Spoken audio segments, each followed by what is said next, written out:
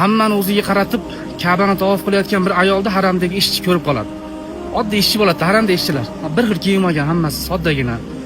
Ko'rib oldiga borib, "Hey Allohdan qo'rqin, bu yer gaplashadigan joy emas. Bu yer duo qiladigan joy, Allohga to'at qiladigan joy, istig'for aytadigan joy, tavba gunohlarga tavba qiladigan joy.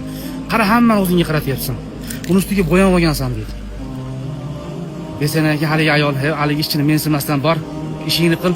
Men ishimga aralashma, men xohlaganda gapiraman, xohlagan joyimda xohlagan ishimni qilaman" dedi. Shunda haligi ishchi, "Allohdan qo'rqmaysanmi, o'limdan qo'rqmaysanmi?" dedi.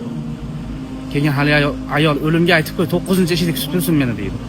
Keyin haligi ishchi bu jinni ekanmi deb turib o'zining ishi bilan mashg'ul bo'lib ketadi.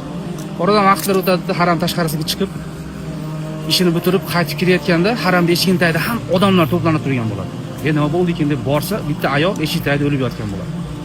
Yaqinroq borib qarasa haligi ayol. Shunda eshikka qarasa 9-eshik bo'ladi. Subhanalloh, ko'rdinglarmi? Og'izdan chiqayotgan har bir so'z uchun inson yo najot topadi, yo